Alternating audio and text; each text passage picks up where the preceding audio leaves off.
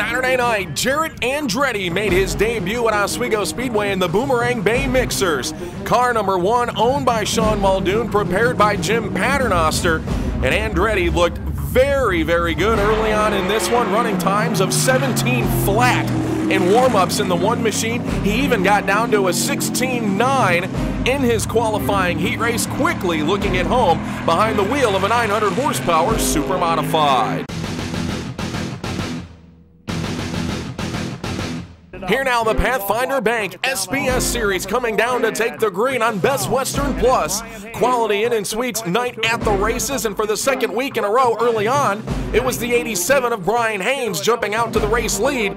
But it wouldn't take long for the 01 of Dalton Doyle to take the top spot going into corner number 3.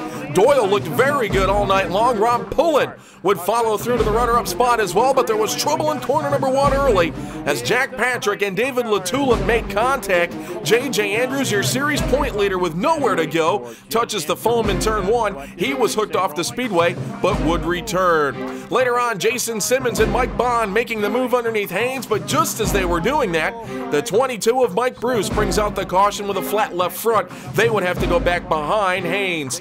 After the restart, Rob Pullen in the deuce works his way to the inside of Doyle to take the race lead down into corner number 3. And later on, Simmons and Bond would eventually work to get back past Haynes again in the 87 as Simmons works to the low side across the stripe and into corner number 1.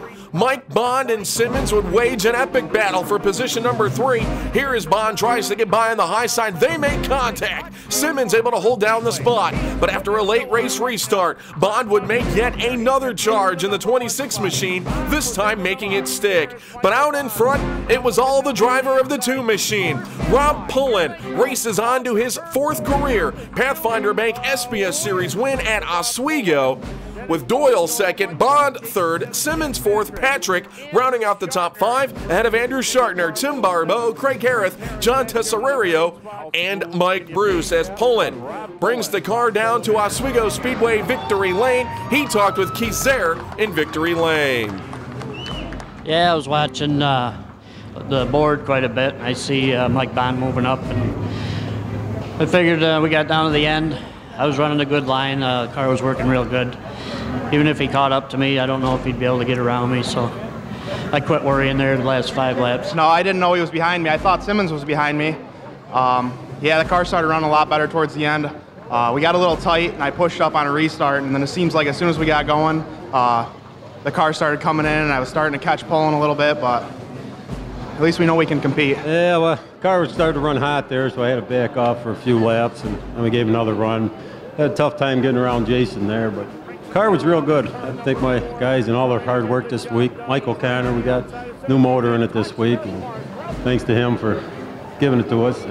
With yet another top 10 finish, Andrew Shartner now leads the series standings over Mike Bond. Craig Harris, J.J. Andrews slips back to the 4th spot, with Rob Pullen your feature winner in the top 5. Oswego Speedway, home of the Supermodifieds known as the Steel Palace. Don't miss open-wheel racing superstars Joe Gosek, Randy Ritzkis, and Otto Sitterling as they wheel the meanest machines on the planet around the only track you can see, Oswego Speedway. Saturday, June 9th at 6:30. It's Thunder Road Bar and Grill and RJ Caruso night at the races. For more information, visit OswegoSpeedway.com. Don't miss the SBS Series, Speedsters, and Driver Autograph Night. Saturday, June 9th, Oswego Speedway. Kids 16 and under free with paid adult. After running so well early on, Jarett Andretti ran into problems during the warm-up laps before the Novella Supermodified main event. An apparent stuck throttle forced Andretti to have to avoid a push truck on the front straightaway. He would make contact with the outside wall and would not be able to take the race's green flag. Once the feature got underway, it was Dan Connors Jr. and Stephen Joya up there on row number 1. And again, for the second week in a row in the Supermodified division, it was Connors pulling out to the early race lead in the Big M car number 01. But Joe Gosek, who had been the fastest car on the racetrack the first 2 weeks of the season, he made quick work of Stephen Joya to the inside in corner number 3 to take the runner-up spot. Gosek, of course, looking for his 41st win to tie Nolan Swift on the all-time win list. A few laps later, Dave Gruhl and Brian Sobis made contact. Sobis went around. Otto Sitterly stopped on the track. He would get his position back. After the restart, lap number 24, Joe Gosek powers to the outside and takes the race lead. You notice smoke pouring from the 00 machine. He would be stopped on the speedway to check it. It was okay. He continued on, smoked all the way to the finish. Laps later, Sean Gosling in the 26 car, he loses the handle into corner number 3. Tim Devendorf and Sobis would get collected as well as Sobis makes contact with the outside steel.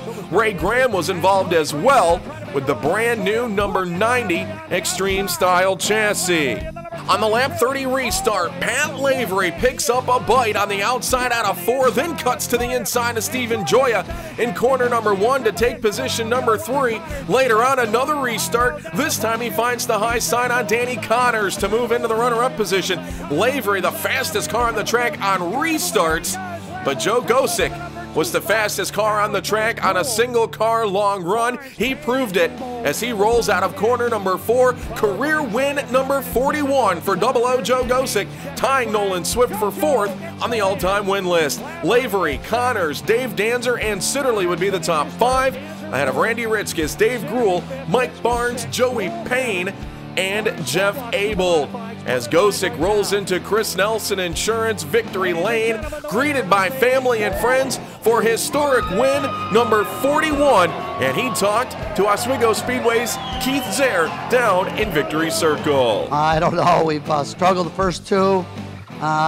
We knew we had a decent car. Kind of lost the handle on it last week, and sat down and made some changes and came back, and I knew it was really good all night, and it doesn't hurt to start up front. So got the monkey off our back for, I don't know, a couple years now, so feels good to win. The motor started breaking down at the end, and thanks to Eric. I mean, he looked at the car and it was smoking, there's no doubt, but I don't think it was leaving anything behind me or on me, so he let me go, so I appreciate that. I hope everyone isn't offended by that. It just smoked the whole way, and then at the end the engine went away, so we were fortunate tonight. Any more laps, we probably wouldn't have made it. It's an honor to be in the presence of all those great drivers that have raced here in the past. We're fortunate to get where we got, and we'll work from there. Cars in front of me got a little boggled up. I just happened to be lucky enough to be on the outside. Everybody was trying to protect the inside, and car hooked up and went pretty good on the outside, so got lucky there. Yeah, I saw it the whole way. I didn't wish any bad luck on him. He deserves this win. He's a great driver. But I kind of hoped this motor would go sour on him a little bit, but he had a great car and he was fast. Even if I could have got to him, I don't think I had anything for him. Oh, it was definitely a lot of fun being out there. We got lucky. We had a good starting spot. There was a lot of fast cars. I think there's a lot of competitive cars this year, and I just got to give it to my team and all my sponsors for getting us here, because we've had such bad luck the past couple weeks and even last year. And Otto Sitterly was able to extend his point lead by 5 markers to 35 over Dave Gruhl. Pat Lavery sits 3rd. Joey Payne now up into position number 4. Sean Gosling is still sitting top 5 in the series standings.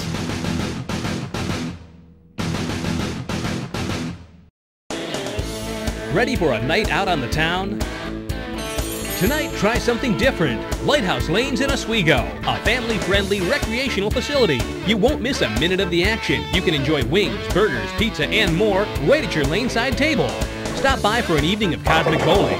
Catch all of your favorite games on our big screen TVs. Plan your next party. We have room for up to 150 people. It's family-friendly fun for all ages. Lighthouse Lanes in Oswego, Route 104, next to the Speedway.